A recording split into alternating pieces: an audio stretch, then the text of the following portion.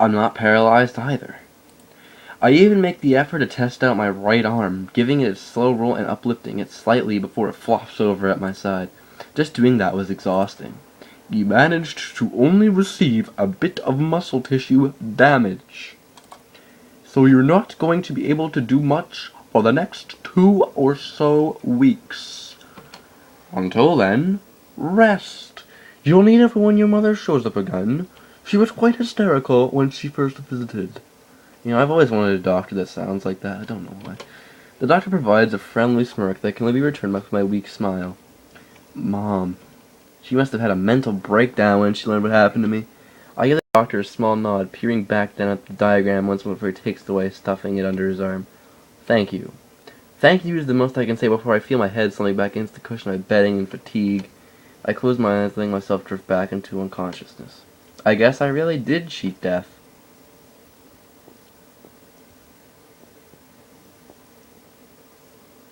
The next morning, I woke to the sight of Michaela sitting at the side of my bed, with a troubled look upon her face, peering down at my injured shoulder intently.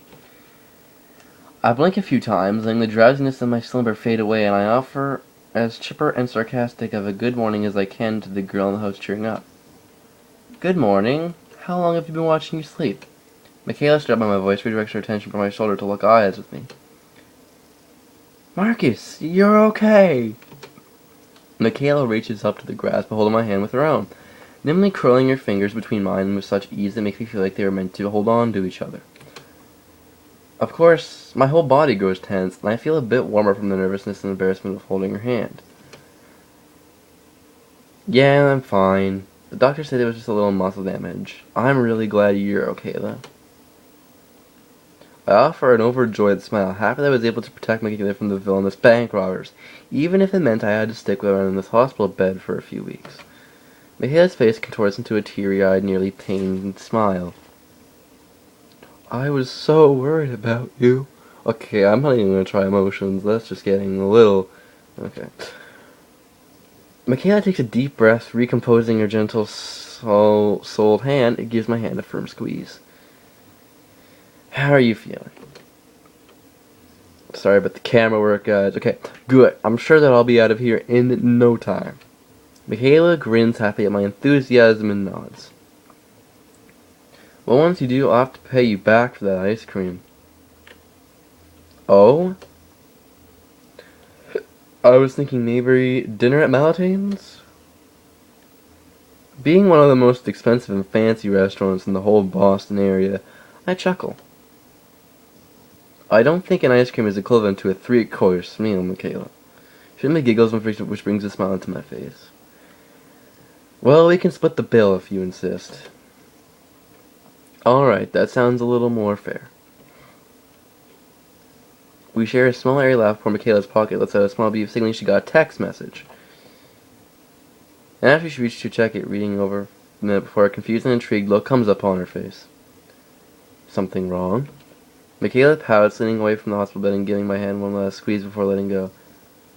My parents want me home right away for something. Oh, well, don't let me hang you up. I'll be here when you manage to get back. I offer Michaela a reassuring smile, which she returns as she stands up. Speaking of parents, want me to call yours and tell them you're awake? Yeah, that'd be nice.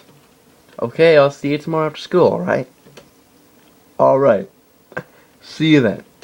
As Michaela leaves the room, I glance down at the palm of my hand that she was holding and notice that it's balmy as all hell, and then my face feels burning hot.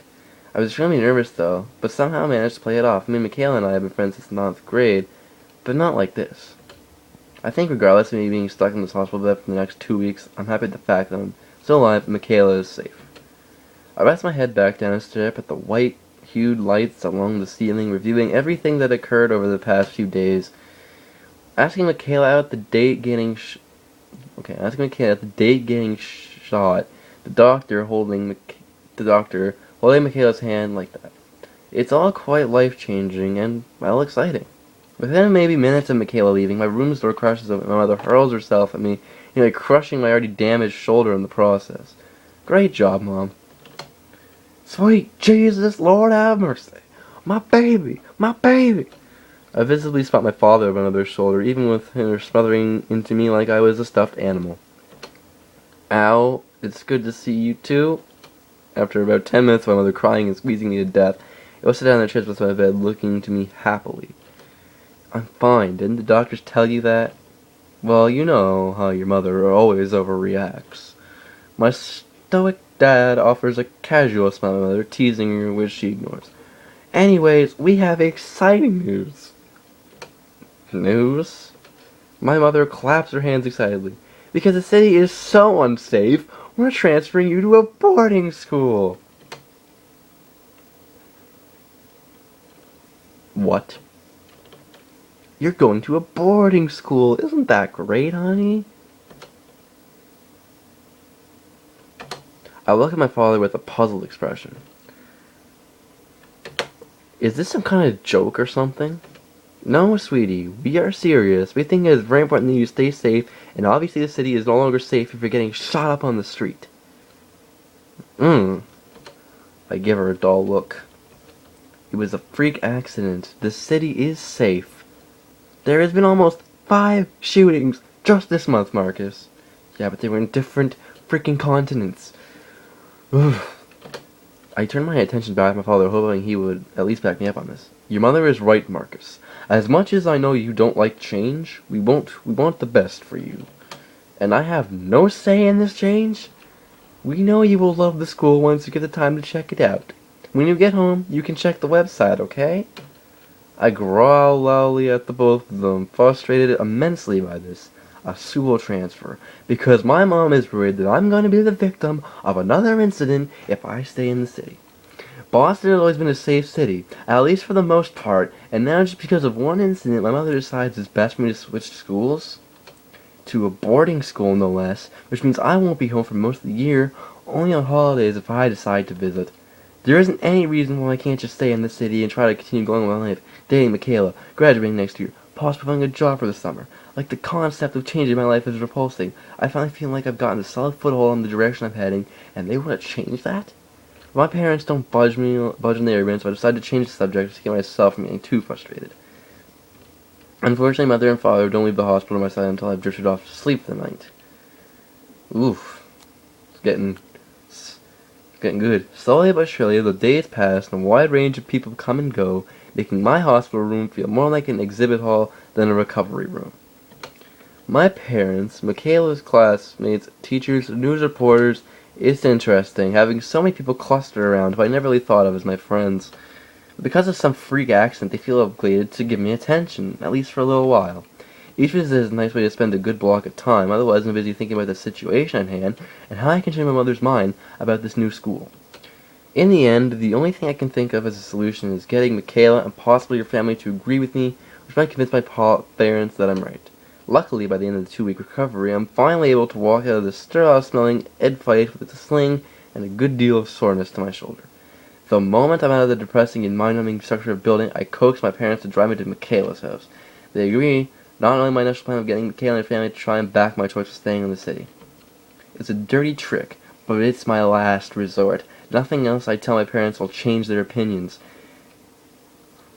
Well, this is getting pretty good. Once we arrive, I ask my parents to wait inside the car, as I wiggle out of the front seat and pace the steps up Michaela's house with a hopeful bounce to my step. I give the door a few quick knocks with my uninjured arm and wait to see Michaela's pretty blue-eyed face greeting me. Unfortunately, I find that when she greets me in her front step, a scowl adorns her face and a rather melancholy gloom resides in her usually lovely blue eyes. She doesn't invite me inside, but instead just stands in her doorway, looking at me with what I can assume is pity. For a moment, I wonder if she feels guilty about what happened. Perhaps she's blamed herself for everything at the sight of this sling that I'm wearing. Hey, is something wrong? Michaela peers at me for a moment before letting out a small sigh and glancing behind me towards my parents in the car. I think you should take the opportunity to go to the new school. I stared at her for a long moment, her words not connecting inside my head for the longest time. What? Why? It's best for you. What you're talking about. I'm fine here. We're fine here, aren't we? I now start to dry up from the anxiety of the conversation, digging a hole into my chest, which is startling to feel more and more empty as I can stare at her saddened face. I swallow, forcing down what feels like a heavy ball of lead that sinks to the bottom of her stomach with a heavy crush. Don't you want me to stay together? What's going on? Talk to me. I reached up with my uninjured grasping the side of my head and nearly attempted to rip the hair out my hair in frustration. What the hell? She visited a few times while I was in the hospital, and everything seemed perfectly fine then. What could have possibly changed? I'm moving. And I don't think it's worth even getting more attached to one another if we're just gonna end up halfway around the world from each other. What?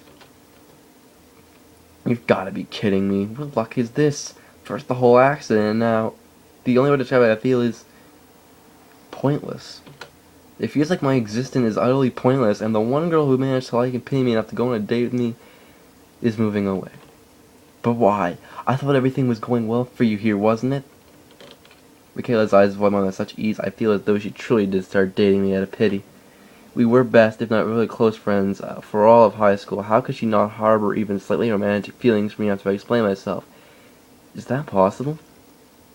My cousin has a family-owned business in British Columbia. Yeah, Canada. Woo! And well, my dad lost his job here, and my parents think the accident is like an omen that it's time to start the next chapter of our lives.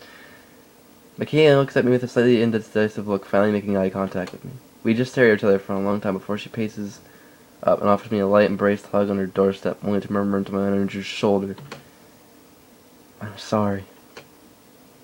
I'm not sure what's more painful, the fact that my world has been ripped out from under me, or that Michaela didn't mention anything about moving while I was in the hospital. The sensation of her head nuzzling against my body in sympathy is enough to make my last nerve snap, causing me to gently push her up the cases of my soul.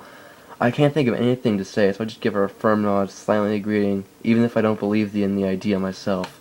Eventually I'm able to mutter a quiet, Morris tone, "Bye," waving my hand in a dismissive manner like I was tossing away a priceless relic that was no longer worth anything.